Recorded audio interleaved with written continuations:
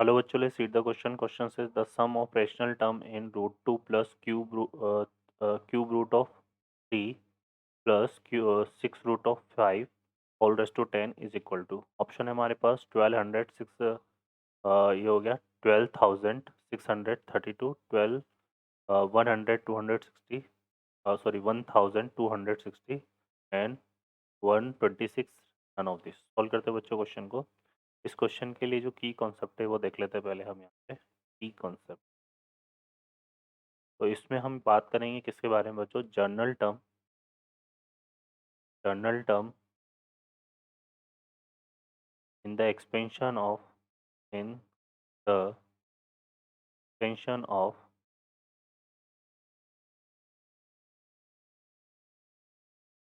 Expansion of x plus y plus z whole raise to n. ये define होगा किससे बच्चों? N factorial upon a factorial, b factorial, c factorial, x raise to a, y raise to b और z raise to c. ये बच्चों solve करते हैं question को. इस क्वेश्चन में हमें क्या गिवन है? ये एक्सपेंशन हमें गिवन है रूट टू. तो हम यहाँ पे क्या निकाल लेंगे? इसके पहले जर्नल टर्म निकालेंगे. तो general term term of root two sorry यहाँ पे इसके ना जर्नल टर्म ले लेते हैं ना. तो थोड़ा सा हम इस तरह से राइट कर लेते हैं यहाँ पे. इन the expansion of x plus is, है ना. क्या हो जाएगा यहाँ पे? इज हो जाएगा टी इक्वल टू. इस तरह से यहाँ पे आ जाएगा हमारे पास general term of root two plus cube root of three. देखो इस रूट टू को एक काम करता है, मैं ऐसे लिख लेता है 2 raise to 1/2, 3 raise to 1/3 and 5 raise to 1/6 whole raise to 10 is. तो ये डिफाइन हो जाएगी बच्चों टी इक्वल टू, है ना. देखो यहाँ पर हमारे पास क्या है? 10 है तो यहाँ आ जाएगा 10 फैक्टोरियल, है ना. और यहाँ पे हम क्या ले लेते हैं? ए factorial, b factorial, c factorial. अब यहाँ पर जो फर्स्ट टर्म है वो 2 रेस टू 1/2 है तो ये आएगा 2 रेस टू a/2. और यहाँ पे सेकंड टर्म 3 रेस टू 1/3 है तो 3 रेस टू क्या हो जाएगा? b/3. और ये 5 रेस टू 1/6 है तो 5 रेस टू कितना हो जाएगा? ये आ जाएगा हमारे पास c/6. ठीक है. और यहाँ पर ये जो a, b और c है ना, ये हमेशा कैसे लाई करेंगे? देखो यहाँ पे जर्नल. तो यहाँ पर देखो बच्चों ये की कॉन्सेप्ट में हम मेंशन कर लेते हैं इसको.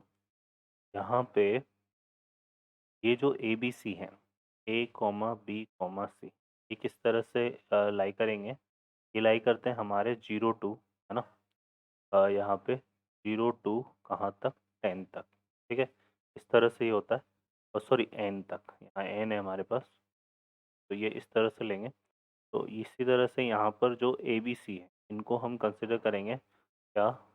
0 टू और 10. ठीक है. तो अब देखो ए की जो पॉसिबल वैल्यू है, क्योंकि ए क्या है हमारे पास? a/2 है ए की जगह, है ना. तो ये हमें क्या बनाना है? इसको हमें इंटीजर बनाना पड़ेगा रेशनल टर्म के लिए, है ना. तो इसका इंटीजर तब तो ए की जो पॉसिबल वैल्यू बनेगी वो क्या क्या हो सकती है? 0 हो सकती है, 2 हो सकती है, 4 हो सकती है, 6 हो सकती है, 8 हो सकती है और 10 हो सकती है, मतलब जो इवन मल्टीपल. ऐसे बी की बात करें तो बी हमारे पास क्या है? यहाँ पे अपॉन में 3 है तो बी 3 का मल्टीपल होगा. 0 से 10 में जो 3 के मल्टीपल आएंगे वो क्या क्या आएंगे? 0. उसके बाद 2, है ना. तो ये हो सकता है. और एक क्या हो सकता है? 3. और एक क्या हो सकता है? 6. ठीक है. यही पॉसिबिलिटी बनेगी यहाँ पर, है ना. ठीक है. तो ये आ जाएगा हमारे पास, है ना. तो 0 3 6 और एक यहाँ पर हम 9 भी ले सकते हैं ना इसको इंटीजर बनाने के लिए. तो यहाँ 9. ठीक है. और सी के लिए जो पॉसिबिलिटी बनेगी इंटीजर बनाने के लिए वो क्या होगी हमारे पास? वो पॉसिबल हो जाएगी 0 और 6. ठीक है. यही हमारे पास है. अब देखो, लेकिन हमें क्या बनाना है? हमें ए बी सी को इन नंबर में से इस तरह से सेलेक्ट करना है कि हमारे पास तीनों टर्म जो है वो क्या बने? इंटीजर हो जाए. तो देखिए यहाँ से 1/1 कंसिडर करते हैं. सबसे पहले अगर हम c इक्वल टू क्या लेते हैं? 6. c इक्वल टू 6 ले लिया. तो 6 और टोटल जो a प्लस बी प्लस सी है, a प्लस बी प्लस सी, ये किसके इक्वल आना चाहिए? 10 के, है ना? ठीक है, तो यहाँ पर क्लियर है, a plus B plus C जो है वो किसके इक्वल आना चाहिए? 10 के। यहाँ पर भी a plus B plus C किसके इक्वल आना चाहिए? n के। तो a plus C B plus C जो है 10 के इक्वल आना चाहिए। तो यहाँ पे जो है बच्चों, है ना, ये चीज़ का भी हमें ध्यान रखना है। तो अब c इक्वल टू 6 ले लिया, तो यहाँ पे b की वैल्यू क्या हो सकती है? या तो 4 हो सकती है, या a की वैल्यू 4 हो सकती है।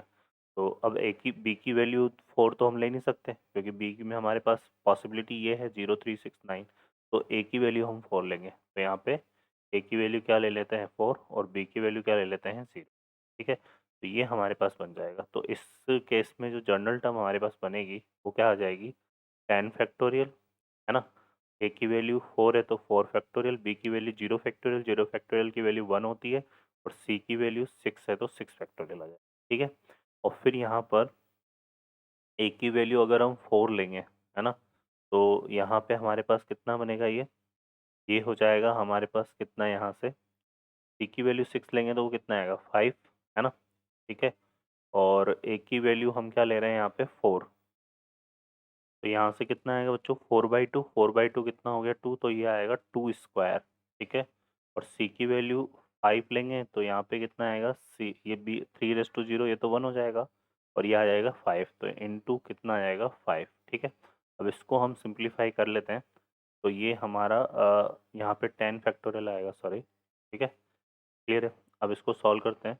तो देखो ये कितना बन गया? 10 इंटू, क्या लिख सकते हैं इसको? 10 into 9, 10 into 9 into 8 into 7 into 6 factorial. ठीक है, और 4 फैक्टोरियल को हम लिख सकते हैं 4 इंटू 3 इंटू 2 इंटू 1 इंटू कितना है ये? 6 फैक्टोरियल, और 2 ये कितना हो गया? 4, है ना?